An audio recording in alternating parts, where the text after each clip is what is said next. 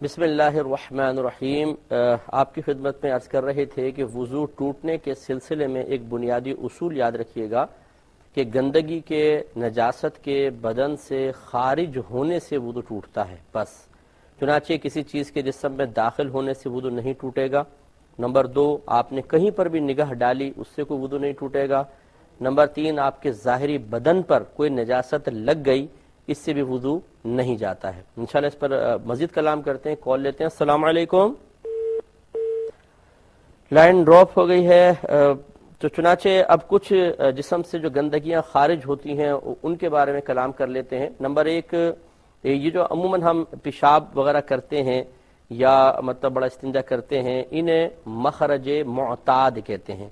یہ لفظ میں اس لیے آپ کو عرض کر رہا ہوں، آپ فقہ کی کتابوں میں یہ لفظ دیکھیں گے۔ مخرج اسے کہتے ہیں، اس جگہ کو کہتے ہیں جہاں سے کوئی چیز نکلتی ہے، جیسے حروف منہ کے خاص حصوں سے نکلتے ہیں تو انہیں ان حروف کے مخارج کہا جاتا ہے، یعنی مخرج واحد ہے، مخارج جمع ہے۔ تو جہاں سے ہماری گندگی نکلتی ہیں عموماً یہ مخرج ہوتے ہیں، اور چونکہ عادتاً ایسا نکلتی ہے، عموماً عادت اسی کی ہوتی ہے، اللہ تعالیٰ نے ایک ایسی ہی ہماری طبیعت اور فطرت بنائی ہے، تو انہیں مخرج معتاد کہا جاتا ہے۔ تو مخرج معتاد سے جو بھی چیز نکلتی ہے وہ وضو کو توڑ دیتی ہے۔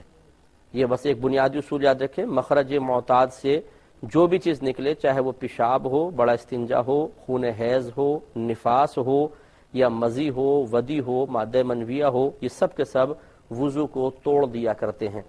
ہاں، لیکن ایک اس میں فقہا کا اختلاف رہا ہے کہ یہ بہنوں کو ایک مرض ہوتا ہے لیکوریا کا مرض۔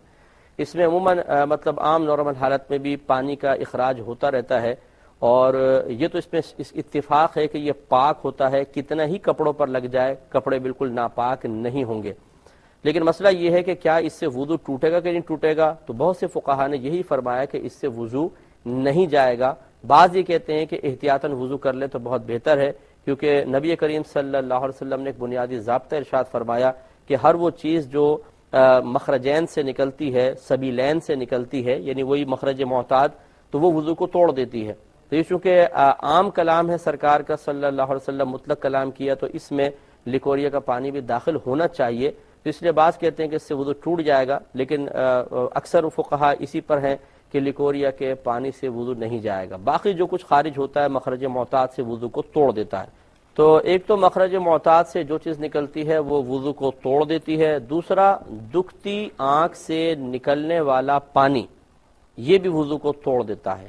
دکھتی آنکھ سے نکلنے والا پانی یعنی جو بیماری کی وجہ سے آنکھ سے نکلتا ہے، ورنہ کبھی غم کی وجہ سے بھی نکل جاتے ہیں، نعت سنی، کوئی فوت ہو گیا، غم کی وجہ سے آنسو نکل آئے، یا مرچیں وغیرہ آنکھ میں چلی گئیں، کوئی تنکا پڑ گیا، کوئی گرد و غبار چلا گیا، اس سے بھی پانی نکلتا ہے، یہ پاک ہوتا ہے، یہ آنسو پاک ہوتے ہیں۔ لیکن جو جیسے آشوب چشم کا مرض ہوتا ہے، یا آنکھ کے اندر کوئی دانے وغیرہ نکل آئے، ان کی وجہ سے پانی خارج ہوتا ہے، یہ پانی یاد رکھیں وضو کو توڑ دیتا ہے۔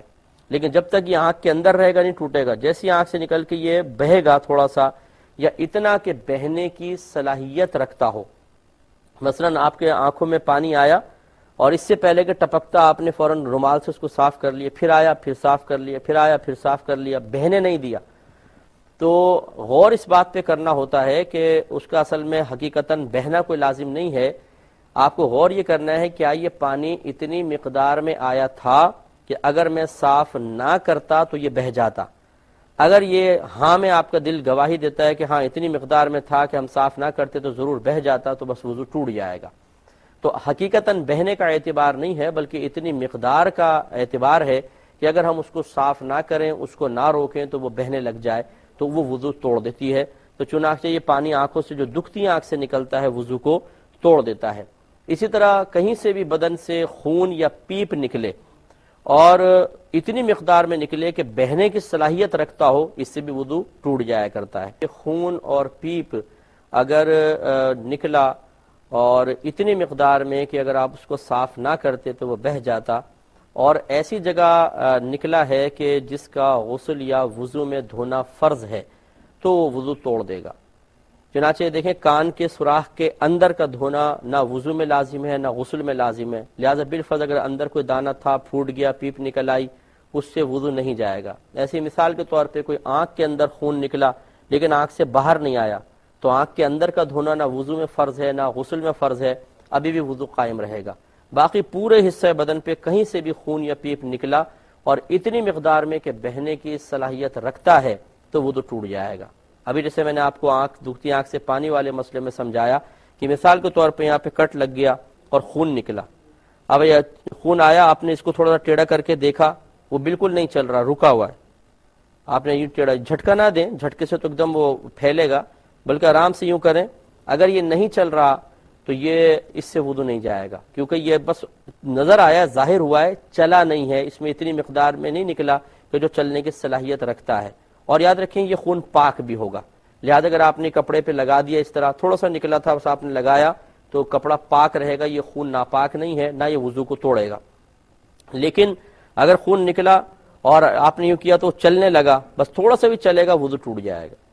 اب مثال کے طور پہ تیسری صورت، خون نکلا اور آپ نے اس کو روئی سے صاف کر دیا، پھر نکلا، پھر ٹیشو وغیرہ سے صاف کر دیا، پھر نکلا، پھر صاف کر دیا، تو اس میں وہی مسئلہ ہے کہ آپ غور کریں گے کہ اگر میں صاف نہ کرتا تو کیا یہ خون بہہ جاتا یا نہیں۔ اگر دل گواہی دے کہ ہاں یہ بہہ جاتا تو بس یہ وضو ٹوٹ جائے گا۔